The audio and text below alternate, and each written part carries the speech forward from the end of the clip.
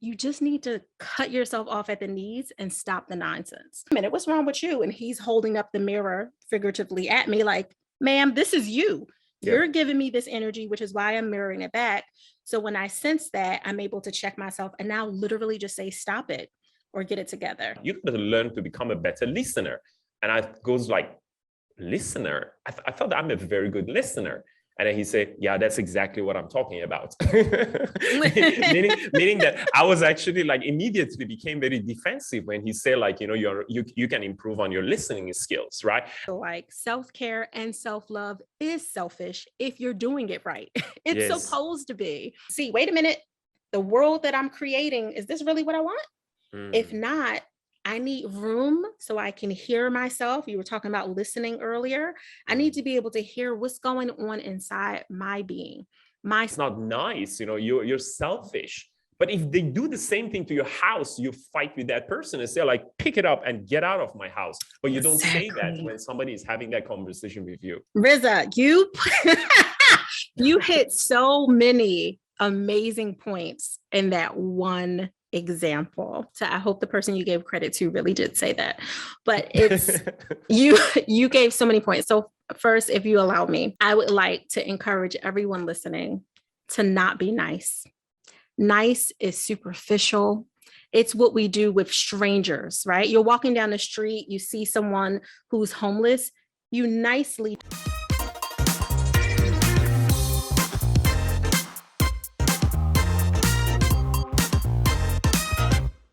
Okay, let's do it. Hello, everyone. Welcome to Living in Control podcast. I'm your host, Dr. Reza Abraham, author and co-founder of In Control Group, an organization with a mission to help others to be in control of their lives and careers. We imagine a world in which most people are in control of their lives, a conscious life accompanied with conversion, contentment, and consistency. In today's podcast, we are going to talk about another pillar in living an in control life called companion. It's your ability to pick the right circle for yourself. When we say circle, of course, we mean both in your life and career, which is part of the definition of living an in control life, which is love who you do it with and love who you do it for. Today, we have invited a super special guest who is full of positive energy, love, laughter, something that I have not seen in many, to be frank. All the way from Philadelphia, United States, she has dedicated her life into this cause, if I want to be exact, 4 decades,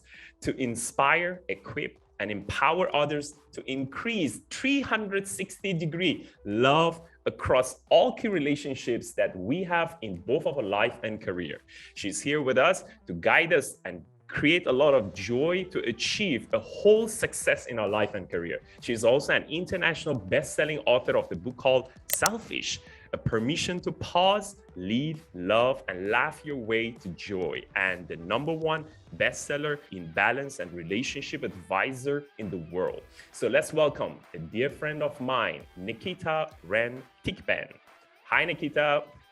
Oh, thank you, Dr. Riza. I'm so excited to be here. I appreciate you. Most welcome. It's a pleasure to have you on board. Yeah, so this is something very interesting. I really mean it when I said about your energy, the passion, the love that you bring into our conversation. And when we first talk, that was something that you really like. I was like, wow, you got so much energy. So that's amazing, right? So to start the conversation, why don't you tell us a little bit about yourself and where does this energy come from? Yeah, absolutely. I'm laughing. I'm trying not to crack up really loud. So for those of you who don't know, when Dr. Riza and I met, I was having a full-on hot flash. Do you remember that? Yes. And I came in, my mother-in-law calls it your battery recharging. So I think that's part of where that energy is my battery was recharging with a full-on hot flash. Honestly, I think my energy just comes from a place of joy. I try not to do anything that doesn't feel good to my soul and spirit whenever possible. We all have things in our life that we have to get done, but that's more of an exception and not the rule for me. I try to move in a space of bliss whenever possible. Oh, that's amazing, because I like the fact that you just mentioned, it's like being happy or being high energy, even in our both of our works, right? Because we both do a consultancy, we both do like training and all. So this is one of the things that very often I also get it. Like people say, like, are you always this happy? Are you always this energetic? Right? I mean, we both know, like, we all have like good days and bad days, right? So things will not always go great. So it's often about like finding that balance around it. Yeah. And that's the beauty of life. So what do you do when you are in that kind of situations that things is not going great? So what is it? Do you have like any tip that helps you to stay in your high states like all the time when you need to be, even when nothing goes right at your life at that week, perhaps? I do, honestly. So I would love to say that I lean on all of my clinical tools as a licensed clinical social worker, a trauma specialist, like all of that. What it comes down to, if I'm having one of those days or weeks where I'm just off, I just, my energy feels off. My hormones might be all over the place. When you are of a certain age, a lot of things change for you internally that you don't really have control over, that affect your environmental world around you. I literally say, stop it. It's rooted in neuroscience. If we were to get into the behavioral science of it and neurology and go all technical with rewiring and reframing, I just say, stop it. Sometimes I literally say, get it together, because I know that I'm off my power zone. Like I know that I'm off kilter, and you could do all the affirmations and all the sitting and, meditating and all of it, which is helpful. It really is. It has its place in your toolkit. But sometimes, Dr. Rizza, and more than most as someone who's always helping other people literally get in control of their life, sometimes you just need to cut yourself off at the knees and stop the nonsense. So if I feel like I'm in a spiral and not having analysis paralysis, I'm overthinking, I feel over capacity, I'm stretched really thin. Once I'm aware of it, because sometimes you're in a loop and you can't really get yourself into the place when you realize that you're being unkind to yourself. Yep. For me, because my forever lover and soul's half happens to live with me, it's my husband, he'll usually be the mirror for me. And when I see his energy changing, I'm like, wait a minute, what's wrong with you? And he's holding up the mirror figuratively at me like, ma'am, this is you. You're giving me this energy, which is why I'm mirroring it back. So when I sense that, I'm able to check myself and now literally just say, stop it or get it together. And that kind of puts me in a mind frame of, you're not being your best self. You are not going to be at your highest caliber and be the most potent version of yourself for all of the people that you are literally here to serve if you don't get it together. So I literally just say, stop it, get it together. Yeah, that's like pretty interesting. The way you brought it up is that so you mentioned just now, for example, like when your husband is the mirror of who you are as a person. So it means that you took the responsibility on yourself at this point. That was a interesting twist in the way you look at it. It's like, so whatever happening around us, it's pretty much also, it's a reflection of who we are as a person. Is that correct? I do think that it's a glimpse, right? Like it's in the moment. So you can be in we all network and go to events when you're able to, post-COVID world, all of that. And sometimes you're in a room full of people who are just unkind. That doesn't mean that you're unkind, right? Like sometimes it's a glimpse moment, and it's usually for someone whose energy is more matched to you. My husband and I vibrate at very similar frequency. We have great emotional intimacy.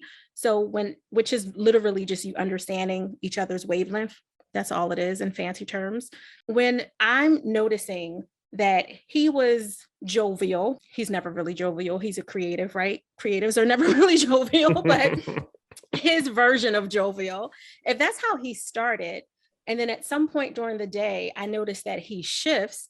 My first thought isn't to think, well, what did I do? I'm not putting anything in my backpack, so to speak, that doesn't belong to me. Yeah. My first thought is to ask him with empathy, is everything okay with you? Is anything going on? But he'll literally give me this look that is honestly like a mirror to me, where he's without words, just kind of saying, girl, Like, this is you. This is, this is your fault. And he's not saying it verbally, but he's giving me that energy back, which will make me, I'll just dare say, energetically, if not also physically, step back and say, wait a minute, Naketa, what were you giving him before you walked into this room? Because I might have came into the room like, ugh, right? With this, like, I don't want to be here. I don't want you near me. Even if it's not about him, but it's just me. Like, if I brought that in, it's weighted. You feel when you are a weighted presence in a room. You just have to honor the reality that it's your weight and not someone else's. So I agree with you that it is a reflection in other people, but they have to be energetically close enough for it to really be a mirror versus their stuff projecting on you. Yeah. Now I would like to invite your husband to join this podcast as well. How he gives you that non-verbal energy and all. Okay, that's one thing.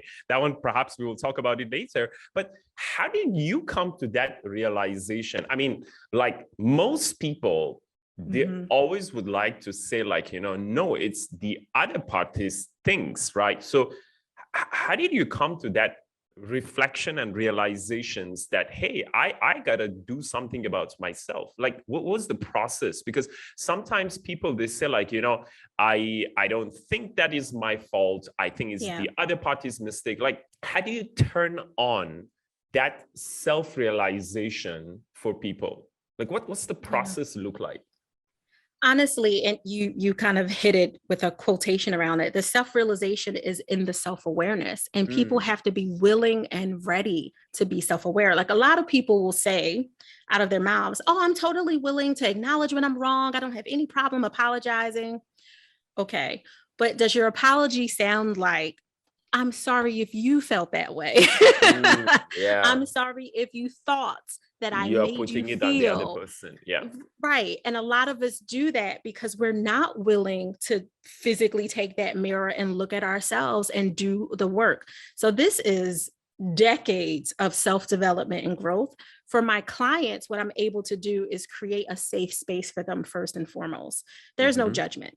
Just because I'm at 3+ decades in to doing all this work where I can sense something before I walk into a room doesn't mean that the client who's newer to this level of self-development work doesn't have the possibility. So I make it really clear for everyone. Anything that you are impressed by me, anything that you say is profound from me, you have the same ability to be there. Let me hold space for you and take you through that guided experience, which does look like getting raw, getting honest and vulnerable. You don't get to posture with me in sessions, posturing, okay, we might need to reschedule this because you're not willing to truly tap in. And if I can't tap in to see what's at the root of some of those scripts that are playing for you, which might be 3-year-old you, 7-year-old you, 10-year-old you, driving your adult decisions right now, then all we're going to do is placate the time and let an hour go by with nothing in return for either one of us. Yep. I love it because this is quite similar to the work that I did as well. The time that I personally, I mean, I'm not saying that I am like pretty much self-aware and I'm like, in control of everything that's happening around me. But the whole notion of this self-awareness, the way it started for me, I was attending this workshop and with this gentleman, a very good friend of mine many years ago, and later he became one of my mentors.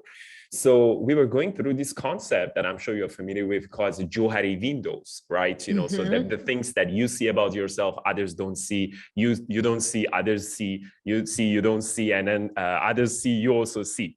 And then, so when we were going through this exercise, it was very interesting that, I mean, this guy is someone that I trusted. Yeah. So I was having this conversation with him, and his job was to tell me what are the things that he sees on me that I don't see on myself. and which they call it in Johari Window as a blind spots, the parts that you don't see about yourself.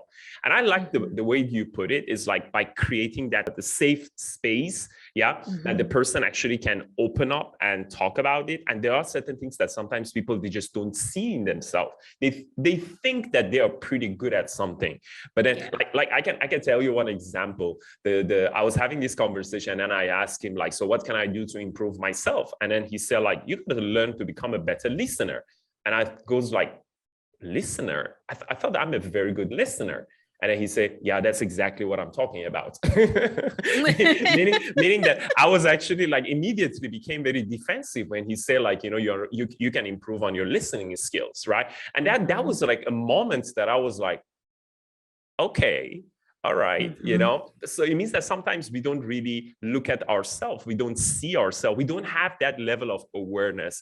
And having someone to assist you to understand that self-awareness, it's something that is very important, because sometimes people, they just think like, I have to just sit down and then just like, reflect. Of course, those are very important. Having a third eye would be really a big help in order to create that awareness as well. Am I putting it correctly, Naketa? You're 1,000% correct. I'm sitting here listening to you and thinking about the picture behind me, right? It's the best visual that I can give for anyone who's watching or listening to this. When you're thinking, oh, I don't need someone else to come in and help me see things differently. I can read a few books. Books are great tools. I can listen to some dope podcasts. They're great tools, but there's something different about having a collection of tools and actually having someone teach you how to use them in the correct way, so you don't hurt yourself and you don't open up a Pandora's box that you are not prepared to dig into and to deal with. So think of whoever your coach, advisor, mentor, trainer, teacher, whoever that person is that you might be considering tapping into for some assistance. Think of them as your art instructor. You're the artist, but they're the instructor. They're not there to teach you how to paint. They're there to help you see the spots on your canvas that you're to integrate it into the overall vision of where you're going, to really see what's missing. Because you're thinking, oh, well, I'm trying to create this beautiful layered abstract painting. For those of you who are listening to this, I'm pointing to an abstract painting behind my head. But you're thinking that this is where you're going, even when it's only 5 swipes of paint on the board. So the instructor might come over and say, hey, notice that you have a lot of beautiful colors, and I think I see where you're going, but don't forget about these thin areas here that you weren't thinking about. You needed someone to be a observer, a partner with you, and maybe even a mediator if you were too in your head with the idea that you couldn't actually get it all out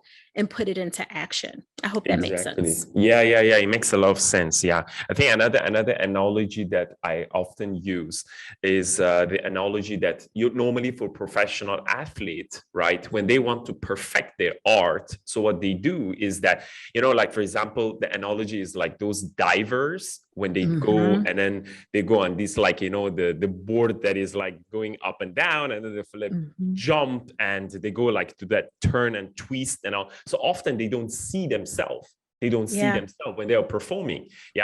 And they think they have done a great job. They think like the legs was like straight and all. So what they do, the coach basically record them and then show it to them later on. They say like, this is how you did it. And then the person in his mind, he thought he had done a fantastic job. He thought, I thought my leg was straight, but actually your leg was not straight. You thought you did it, but then you didn't do it. So that's where, like, reality versus expectation comes in.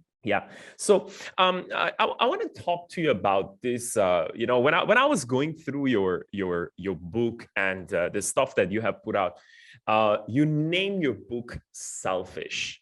And that was like a very bold topic, I would say, a title for the book.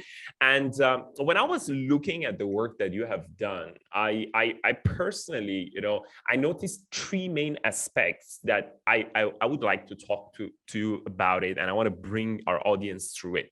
So the first one is, which is something that most people they always like, you know, when they are looking at the word selfish, the Mm-hmm. way that you put the word was that you were denouncing the word selfish, because selfish is always like in society, it has been always associated with someone who is like, you know, just thinking about yourself, and it's always bring that shame, you know, in itself. Yeah. You know, and that was amazing. I think I personally, I resonate with that very well, you know. So why do you say that self-love is not equal to selfish, right? How do you let's unpack that one about ourselves first. Yeah, so Yeah.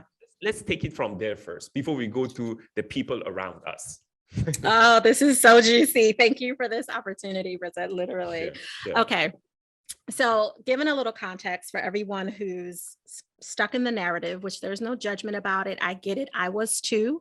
When I was thinking about what am I going to call my book, and the word literally downloaded in my spirit, and I saw it, I had a visceral reaction to it. So I said, "What? I'm not going to name anything that I do selfish. I'm the least selfish person I know," because I was stuck in a narrative.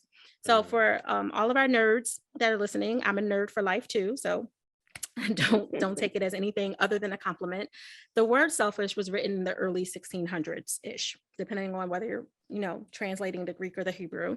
It was put into our lexicon by a bishop, a Pentecostal bishop at the time, who literally was telling the parishioners, the female parishioners that were coming and asking for prayer, help, and guidance over how to be empowered to tell their husbands no for having sex when they didn't want to. And the bishop said, if you do not do as your wifely duties tell you to do, then you are being selfish. So you think about that. We're talking 1600s. We understand that was the context of the time.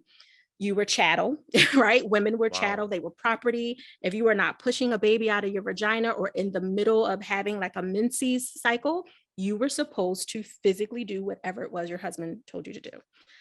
That is a word that now has shamed us and dimmed our lights, not just women, but women and men for centuries. And now we shame each other.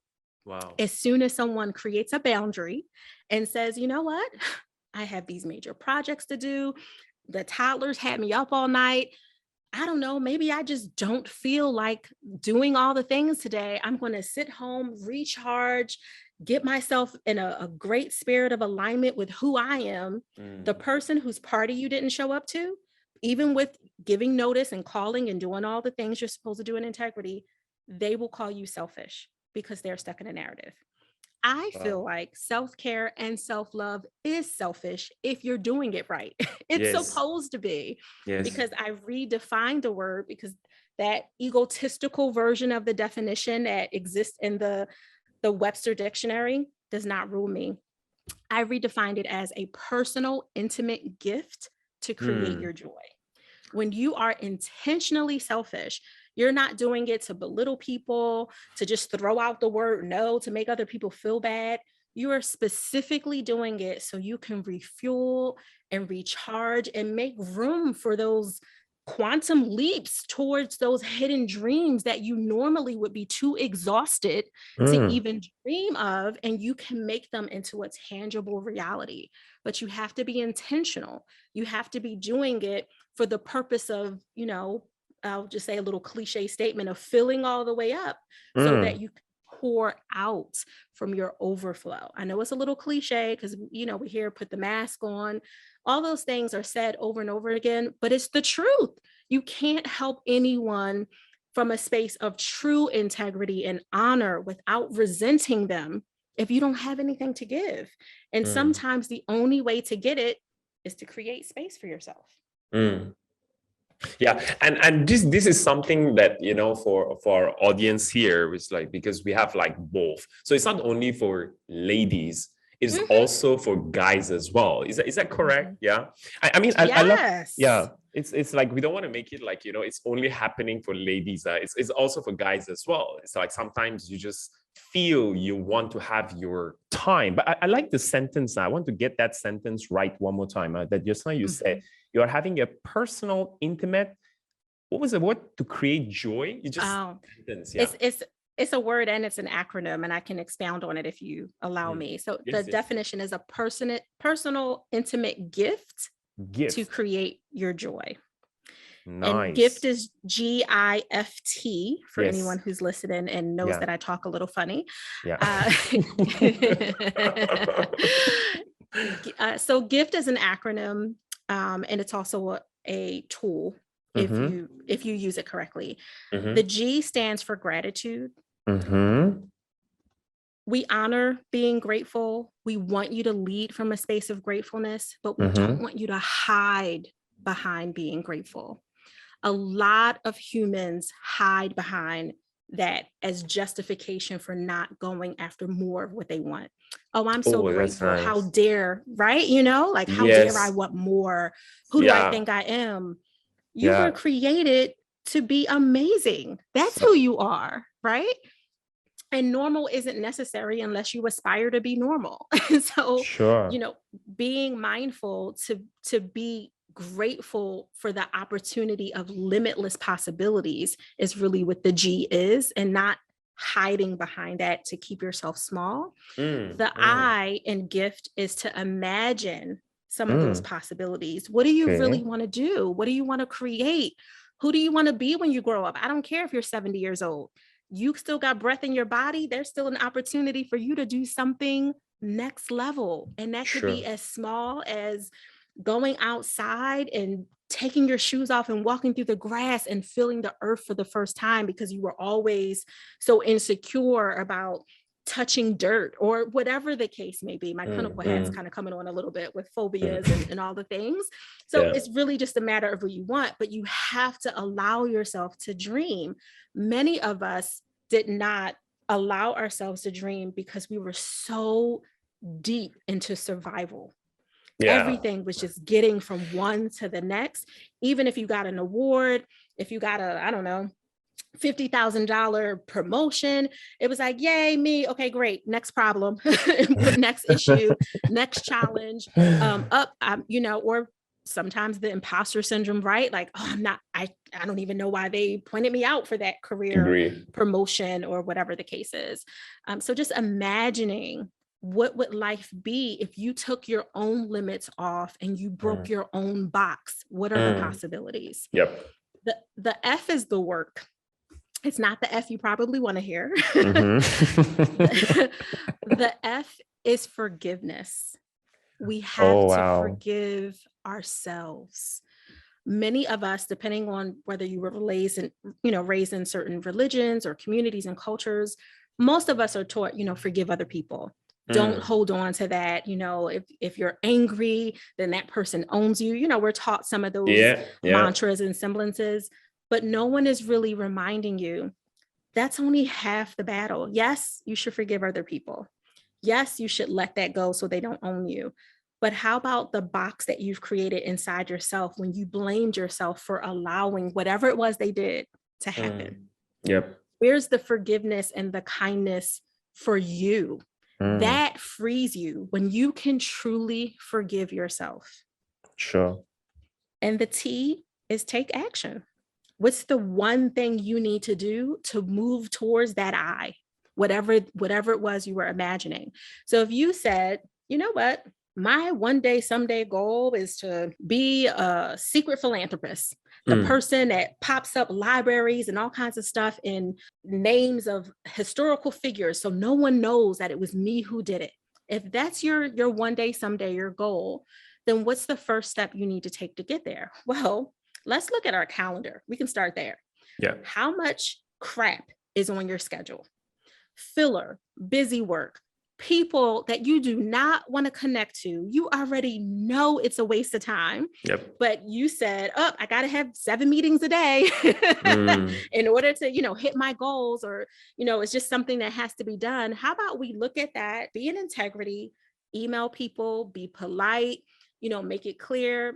Have a scheduling conflict, you do. Your new conflict is you're choosing to put some you time on there, not just we time with the family, which is fantastic. But what about the me time for you to have space to see what you really want? So just take that one step towards, even it's a micro step, towards whatever you never allowed yourself to imagine before. So that's the gift. Awesome. Awesome. I love it. I love it. It was like something that it just like came to me, that sentence. And then I'm very happy that actually I asked you this question, because it was like suddenly become like a treasure there that we did not explore it, right? So to just summarize what you have gone through. So you call this as personal, intimate gift to create joy. And the way you break the word gift was very interesting. So the first part was gratitude. And the way you put the gratitude was like, it was not like a cliche gratitude that people always say, like, you know, oh, you just need to be thankful for whatever you have. Yeah, I understand that. That's great. But don't settle for mediocrity. Don't be an average person just because you want to be grateful for what you have. Yeah, I love it. And then you mentioned about imagine. So it's like about like allowing yourself to dream and see the possibilities there. And that was awesome. So that's basically is the futuristic kind of it, is that you imagine what, because you know the word imagine, they say like, you know, it's an adult version of like once upon a time for kids. Yeah. So when you use the word imagine, people actually trigger their thinking, and that's very, very interesting, especially even to innovation kind of work. They say like, you know, imagine is a very good word to trigger adult brain wave. And you talk about forgiveness, and I love it again, because you did not talk about forgiveness towards others. You also talk about forgiveness towards yourself. You know, it's like, hold it to yourself and say like, I'm a terrible person, you know, I'm not doing this properly, and then you just like knocking yourself down, which is a lot of people actually do that, you know, they're just very harsh towards themselves, and they don't even know that. I don't even know that. That's a very interesting part. And finally, you mentioned about take action. That was awesome, because all these things that we are talking about, it's nice. We know it's nice. It's very informative. There is a lot of knowledge happening here between us. And but if you don't put it into action, nothing matters, right? At the end of the day, you will go back and you be just the same person. And I love it. The last points that just now you mentioned about like spending some time with yourself. And this is something that Naketa, I always tell people, is that me time, like those only you time that you need to spend with yourself, if you don't schedule it, it will never happen. That's right. It never happened. It literally doesn't happen, you know, because we're always thinking like, oh, if I want to spend time with myself, that is selfish, you know. And that's like crazy, you know. So I love the way actually you broke down the whole word of selfish. I hope our audience, if they you know, whenever you are having the word of selfish in your head, just listen to the way that you put it, like how you put the historic way that the word actually created in the first place. And that was really amazing. I love it. I love it. I appreciate you. And I do hope to drive home the point. We want you to be intentionally selfish, because we know that you're doing the work for yourself. So you can, you know what they say, be the change, right? I should know who said that. I feel like it was Dr. Martin Luther King, but please do not quote me on that. I'm almost positive. Google first. Google first. Right. Google it first. Don't say Naketa just made up stuff. I do make up words all the time, but this one, I'm pretty sure is a real statement.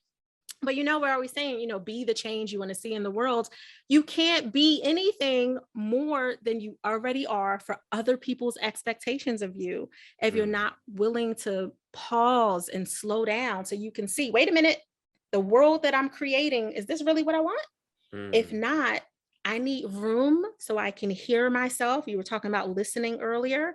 I need to be able to hear what's going on inside my being, my spirit, what's out of alignment. Maybe I'm looking at my husband thinking that he's off his rocker and he's being ridiculous and his hormones is all over the place. But if I slow down, maybe I can see he's just matching my energy. He's just matching whatever it is that I'm given. And maybe there's something to him too. He could be a better communicator. He could be less reactive to me. Like there's work for him.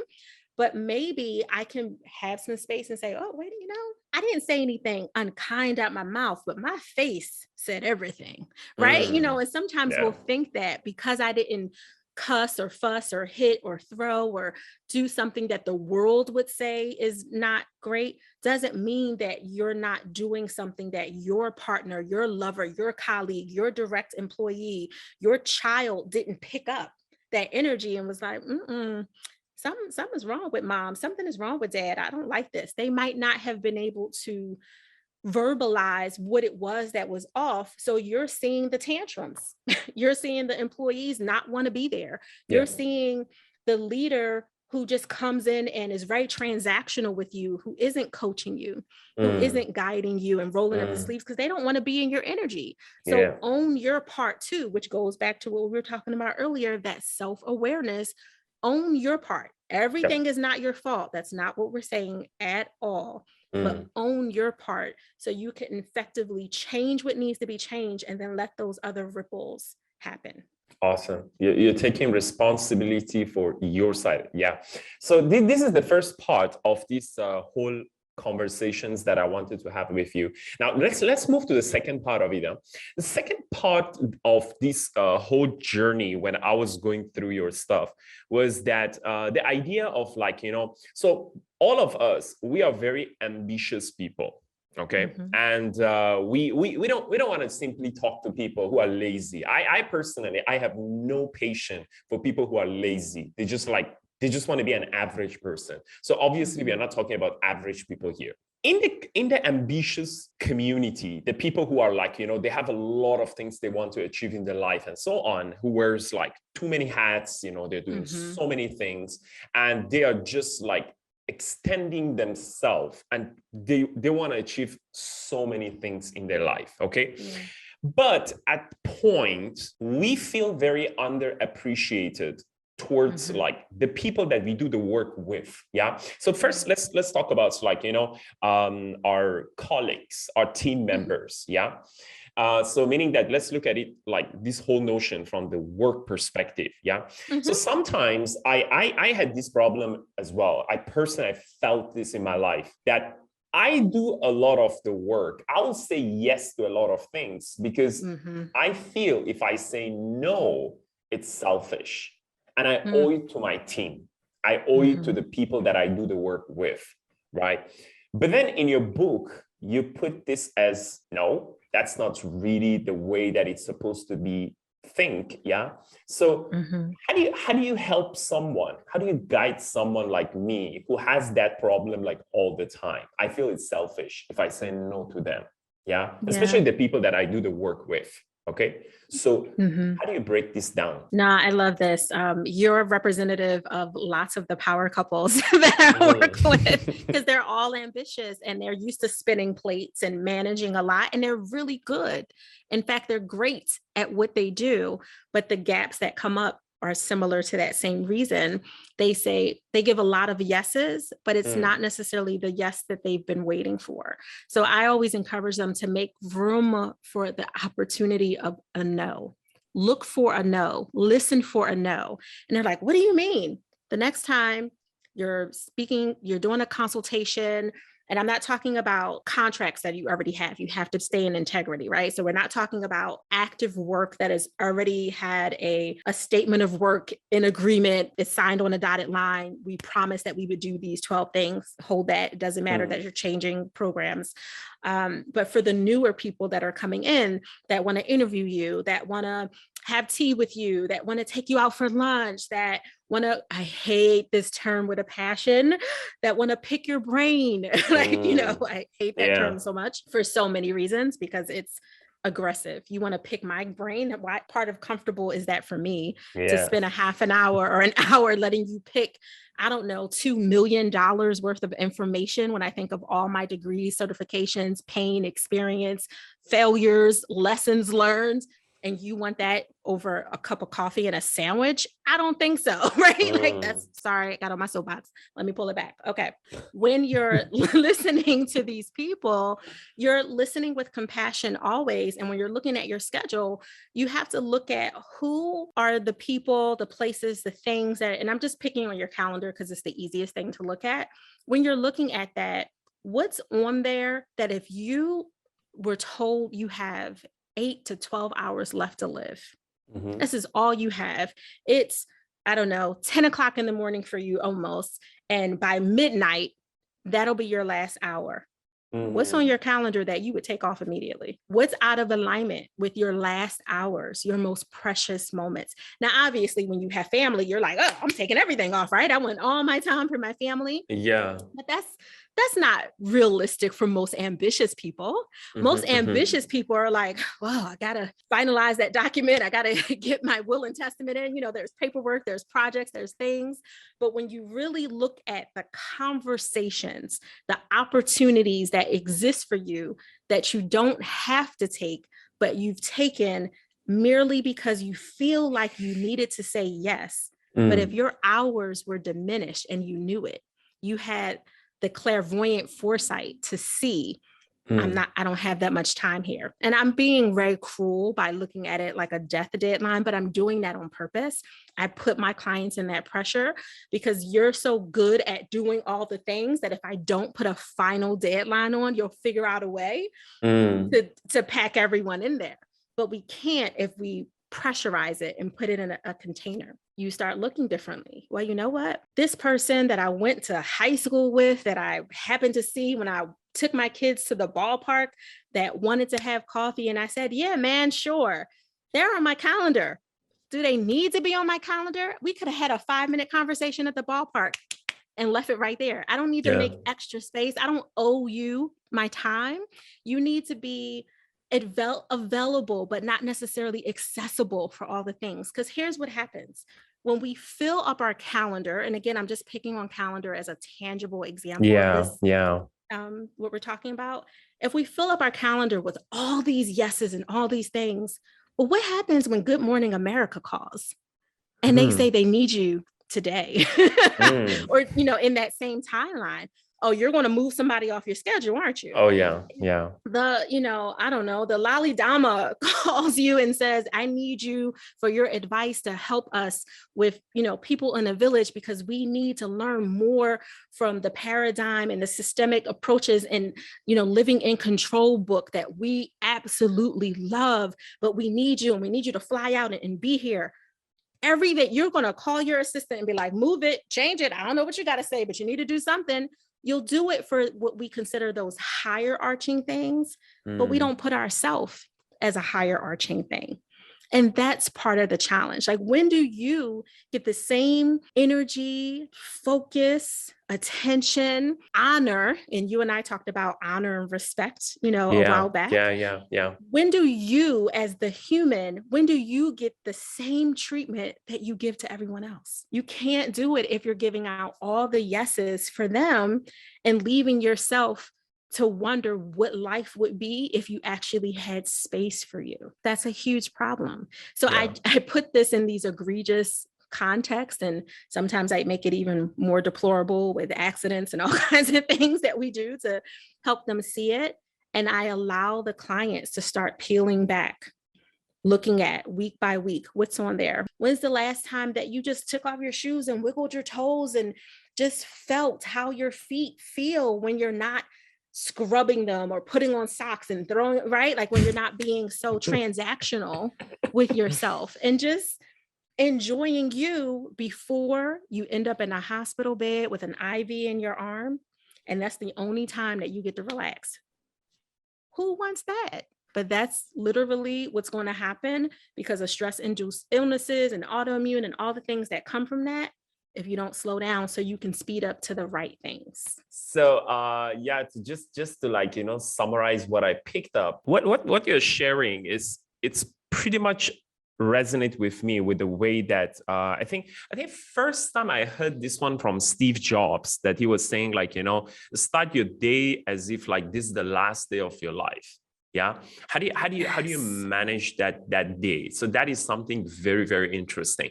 And the way I learned about this, the stuff that you share, it was really like a good refresher even for me as well, because, you know, we all outworking ourselves and making sure, you know, we want to achieve this, we want to achieve that, right? And if you don't learn to settle down, sometimes it would be like very difficult for people. So there is this method that they call it as in Aikido in Japanese, they have this term called randori. So randori, it means like it's the art of how to set priorities in your life, how to put things, you know, because, you know, in Aikido, which is a martial art, and it's like, you know, it's suddenly you are in the mat and then like few people comes to you attacking at the same time.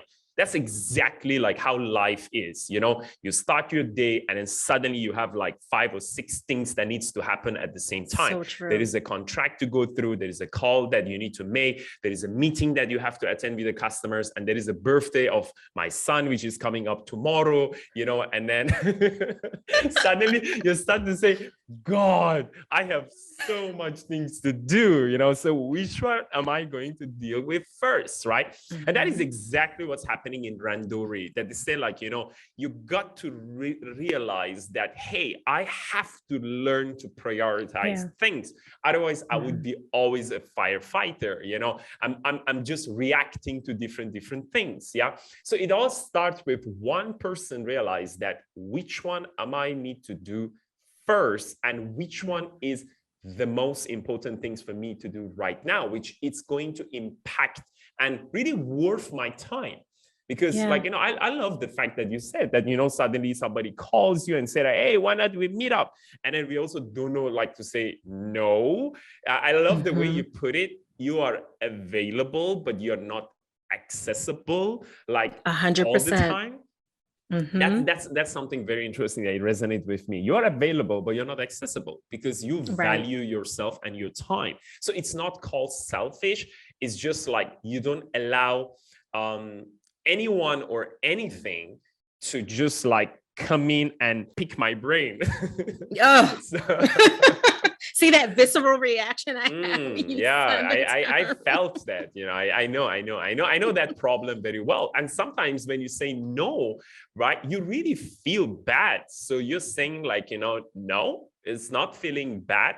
It's about like understanding that, hey, yes, I am available, but I'm not accessible for anything and anyone. It's like, you know, there is this analogy, I don't know who puts it in the first place. They say like, you know, if people come and just throw rubbish in your house, you will do something. I think it was Ryan Holiday, you know, they say like, you fight, say, wait, what's wrong with you? Why are you throwing your garbage inside my house? I like this. But you give the time to people to come and sit with you and talk nonsense to you for half an hour or 1 hour, and you just want to be polite. You think like, oh, if I say something, it would be, it's not nice, you know, you're selfish.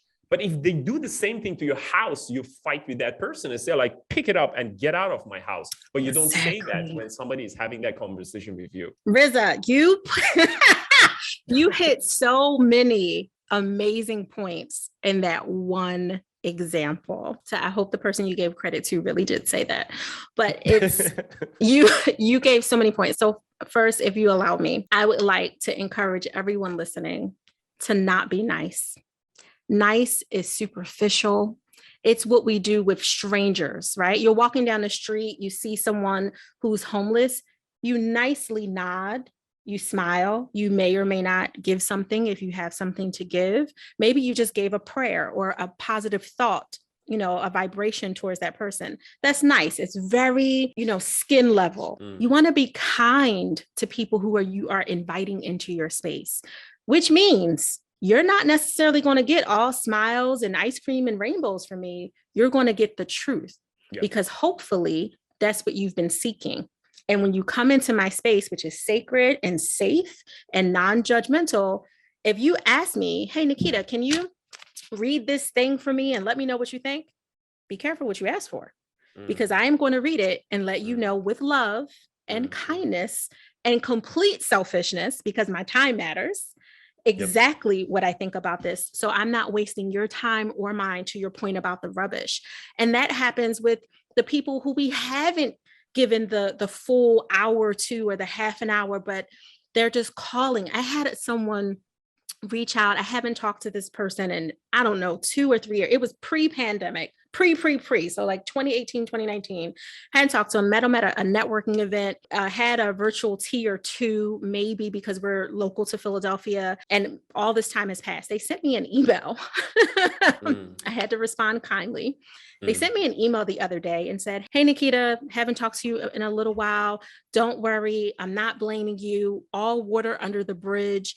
Have someone to introduce to you. Just need a few minutes of your time." That email had so many things that could be better, because the way that they were approaching me was with entitlement, as if I owed them time because we had some good conversations, I don't know, 3-4 years ago. So if I was my younger South Philly self, I could have responded very differently. Yeah. Right? I'm a grown woman who's done a lot of work and a lot of healing and a lot of things. So, my visceral reaction was, what? But then after I lowered my chest a little bit, calmed down, I said, okay, emailed back. Hi, thanks for reaching out. Really always appreciate you thinking of me, whatever this introduction is, because no one said it's a client introduction or partnership. Who knows what the introduction is? Doesn't matter.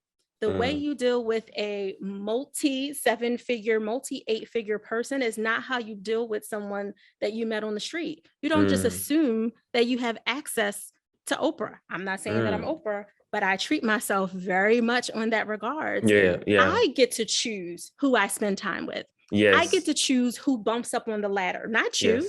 Because you're throwing out comments that should guilt me, right? Because what most people would have been like, oh gosh, I must have offended. I don't care if I did offend you 4 years ago. If I did, that's a conversation we should have had, not a window that you're trying to take in to get access to me and climb up the ladder.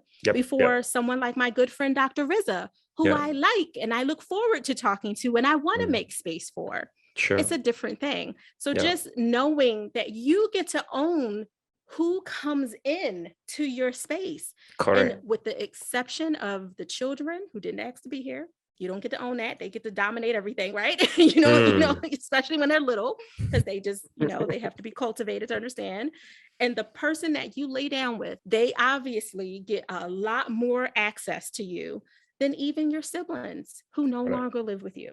Your parents who no longer live with you. There should always be respect. There should always be kindness, and be intentionally selfish enough to honor you so you don't give these yeses with resentment. Because who wants that? I don't want you to come to my house or my birthday party or my baby shower or my 3rd divorce party or whatever it is that I'm having wishing that you weren't there. I would rather you say, you know what? I'm not going to be able to make it, sis. I would appreciate that than you bringing resentful energy just so you can check off the box that you said yes and you honored that. Honor yourself first, and then everything else will ripple. Yes. I love it. Of course, we are all these things that you're putting it just to get the context right for some people that they are listening to it. It's not about egoistic person. It's not about like you're having ego, now that you are someone, people should look at you like, oh, so now you're thinking you're so good, you have learned all this stuff, so you're bringing all the walls up. So we are definitely, we are not talking about that. It's not about ego here, and we always say ego is the enemy. It's about self-value. It's about like the worth of the person, so now that you realize that, hey, I have done a lot of work and my time is valuable and I'm going to protect it. I'm going to protect your time. I'm going to protect my values. It's amazing. So the last topic that here to also to kind of like, wrap up the whole thing. Let's talk about this selfish idea when it comes to our family. That is a hard one. It's really, really hard, because especially when it comes to our children, oh my God, that is like very, very, very difficult. Others, it's way easier. Give us some ideas on that zone? Yeah, absolutely. When you have little people, and when I say little people, I'm thinking under 12 years old, right? Anything under 12. Obviously, 7 to 12 is a different developmental age, so you can have a conversation with them. But when it comes to their parents, they're still like a 5-year-old. If you're giving them a no, it doesn't matter that they're intellectually at a different level and developmentally. When mom or dad or whoever the caregiver is that is their guardian says no, they turn into a 5-year-old all over again. So I like to usher with encouraging them to own their time as well. So you know how most kids, depending on what country you're in, understand terms like you're on timeout, right? You're on timeout, typically because you did something not so great. This is your version of consequence. As a mother, I would put myself on timeout because I needed the time. So I would literally to keep myself preventatively from doing something that I would not rather do, yelling or fussing. I would say, you know what, guys, mommy's on timeout. Oh no, mommy, like literally. And my husband did his version of it too. His version looks like just leave me alone, right? But I do that. Just leave me alone. Right? Like, just leave me alone, or give me a minute, give me 5 minutes. He was very direct. But especially as a mom, where I feel like our words cut deeper in many ways. For the fathers, your tone is what cuts more than your words. But for the mothers, it's our words. We could say something as soft and as gentle and as sweet. We could say it in a whisper and that kid will crumble because it was whatever we said. Where for you guys, it really is the bass in your voice and the tone. So I would put myself on timeout, and I taught my kids to respect that this meant mom needs her space. And it was reasonable. If they were 5, it was probably 5-ish minutes. If they were 10, it was probably 10 to 20 minutes, right? If they were 15, I didn't need to put myself on timeout. It was literally, now I'm my husband, I need y'all to back up and leave me alone, go to your dad, right? As they got older, the language was able to be quite more assertive, right? But when they're younger, and for the mothers that are listening, you do have to be really mindful of what you say and your facial expression. That goes for both mom and dad, honestly. Your facial expression says so much more than your mouth and even your tone could ever say. So just being mindful. For your partner, your forever lover, when you need space, it doesn't have to be, let me start an argument, because that's an oldie that I know a lot of couples know. All of a sudden, he came home angry, not sure why, but it was because the game was coming on at 6:00 and he wanted to be left alone to watch the game. So he came in with this energy like something was wrong, so no one would bother him, right? Oh. Okay, don't get no ideas, Dr. Rizza. Don't get no ideas. Yeah. Oh, that's interesting. Okay, all right. Continue. A lot, and I will say a lot of humans, not just men, but a lot of humans will do that if they don't have the greatest communication skills, especially conflict communication, which is a version of intimacy. There is a conflict intimacy to learn how to work through things and still be on the same page and ultimately culminate and agree to disagree. If they don't have that, they'll beef up their posture because you know how to get people to back up with a certain look or a certain, show of force with your chest and, a certain energy that shuts the whole house down. Most people are like, don't know what's wrong with her, don't know what's wrong with him. And just give me my coffee and nobody gets hurt. Exactly. Instead of just saying, you know what, guys, this game is coming on and I am looking forward to it. So unless there is a fire or a broken bone, let me have my space. Most children and your spouses understand it. Now, you can't do that every day. That's not fair. You have to do your part for your home, whatever that looks like. If you're not going to be the one pitching in to do the laundry, the cooking and cleaning, then guess what? You need to relook at that budget. There is no shame in it. How often can we hire a housekeeper? Can we bring in, home chef deliveries, the little box foods? Can we bring in private chef once a month? Like, what can we do to take the burden off of one or both of us so that we can enjoy that time? I stand by selfish lovers make the best lovers, because you know what you want, what you need, what you crave and you desire. So of course you're going to have the best intimacy physically and otherwise, because you're confident in your own power to ask for what you want. When you're not selfish, you haven't even had space to tap in. Like, oh, how do I like that? I don't even know. How do I want that? Not sure. I think I've been doing it the way she wants it the last 20 years. Like, you lose yourself in the other person, and now you're blaming them because you lost yourself, which isn't right and it's not fair. You made a choice to give yourself over to that person. You can make a choice to reclaim your power. This was so good. Yeah. So to just like break down, it's like my own learning here. I'm taking notes, you know. So this is something very interesting. So one, you mentioned about like, you know, dealing with your children or the little guys. Yeah. So little, of course, we are not talking about like very little. We are talking about like anything under 12, you mentioned, right? You know, anything under 12. I would say right? like 3 to 12, like a cognitively developed 3-year-old in terms of on milestone. So like I have a granddaughter who's 4 who has autism.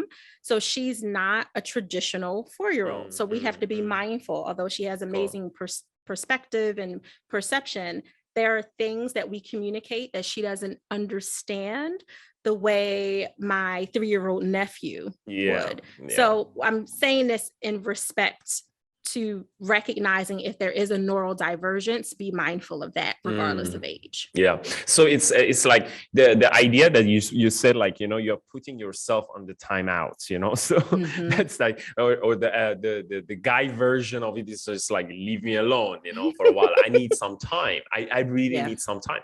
And I like the fact that you put it out there, which is the most important part of it. Even when it comes to our little people in the house, it's about communication, which is sometimes we really forget that, you know, we throw tantrum, we get angry because we don't communicate. We don't explain to them. And I love it that, you know, you put the fact that 3 to 12, because this is the age that the kids also, they kind of understand stuff, you know. So if you explain it, this is what something that my wife also say. It's like, don't think that they don't understand. You just explain it to them sometimes. And I love the way you put it also. It's really, it's exactly what's happening even in our house as well. Like my wife is much better in explaining stuff. So you say like ladies are often better in putting the things into words. Myself, like sometimes when I'm pissed off with something or when I'm getting angry with the kids, like, you know, it's like a 2-year-old like boy that is just like, you're explaining to them about, like, you need to brush your teeth like this, and then he just like throw himself at the on the floor in the bathroom. Okay, that one I have nothing to say. It's like I just want to get angry at that point. So guys, you say like normally they show you with their tones.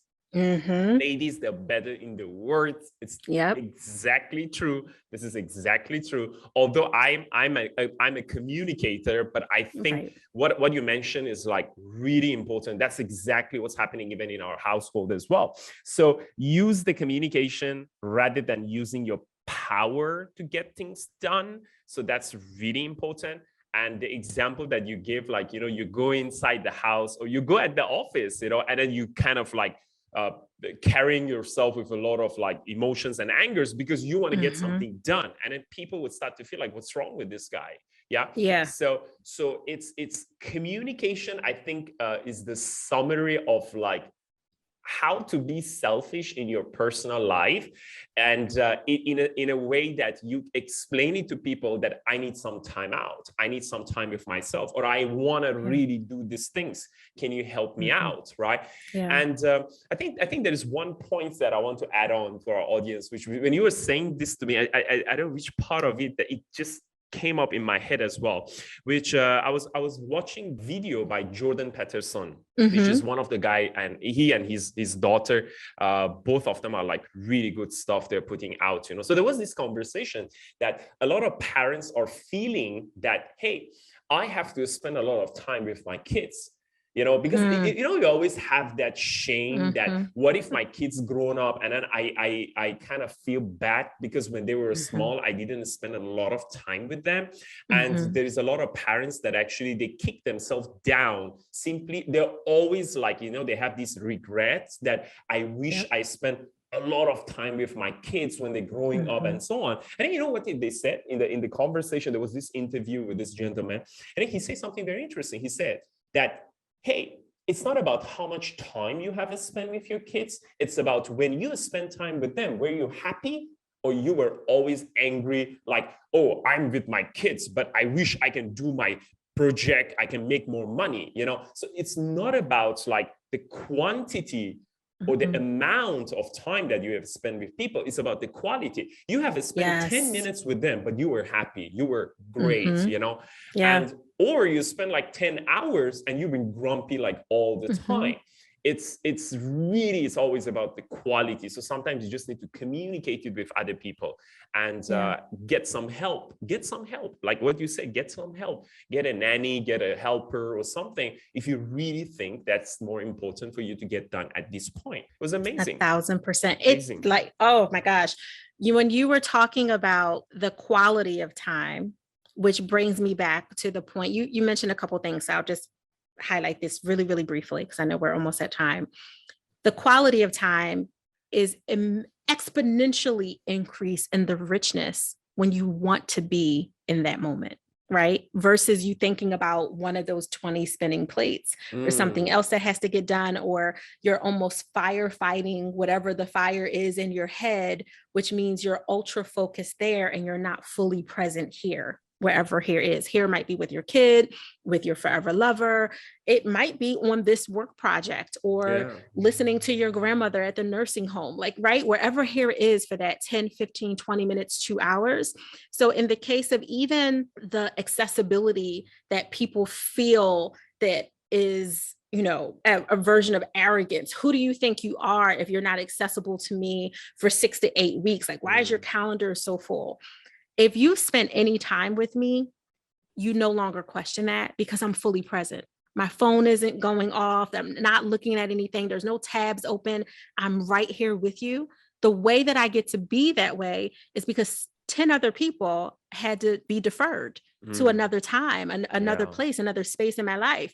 And you, this proverbial person, appreciates this time of being heard and felt and not having me laterally listen to you, which means lateral listening is when you're literally thinking of something else while someone is talking, right? You wanted me to actively listen to you and not be in this contrary space of just jumping in at points, but to really fully hear you. Well, I get to do that unapologetically with everything because I'm intentionally selfish, right? I get to enjoy 15 minutes of tea time in the morning with my husband unapologetically, regardless of how crazy my day might look, because I specifically set that time apart. And we might not see each other for 12 more hours, but we had that few moments and it matters. Lord forbid something happened to me in the evening. He has a memory of that 15 minutes from this morning, and so do I. So all of those things 1,000% matter. And it really is about you being so full that wherever you show up, to a meeting, to a call, for a client, to be in your creative zone, which is you, a piece of paper and a pen, you are fully present for that moment. It makes everything expand, everything in the best ways. Correct. So that is, if you need it, for anyone listening, if you need justification to be intentionally selfish, to get in control of your life, there it is. You want to be the best version of yourself for whoever you're giving your availability to, whoever you're allowing to access you in that moment, including you. And there's no shame in it, because we hear that too. Well, I'm a bad parent. I'm a bad husband if I have to hire a housekeeper, if I have to, rent it out. No, you're not. You know what? It makes you a boss. You know how to delegate. Exactly. That's what that does. Nice. Lovely. This is awesome. This is seriously, it was, I personally enjoyed a lot, and I think it was just awesome. So we are almost like getting to the end of it. I can talk to you for another 1 hour. Same. Yeah. So Naketa, so where can our people find you? Yeah, I would say the best place to go is thigpro.com, which I'm sure will be in the show notes. And of course, because we have awesome people like Dr. Riza Abraham on our show, I would love for you to listen to the Balance Boldly podcast, which is available everywhere podcasts can be heard. Awesome. Awesome. Thank you so much, Naketa, for being with us. Guys, we hope this conversation has inspired you to learn more with us. A reminder of the whole conversation that we have. We will talk a lot about living in control. When you love what you do, when you love who you do it with, when you love who you do it for, and when you love how you do it, you can actually live an in control life. So please tune in our next podcast. And as always, we love to have you around. And thank you for listening. Thank you, Naketa. Thank you. Thank you.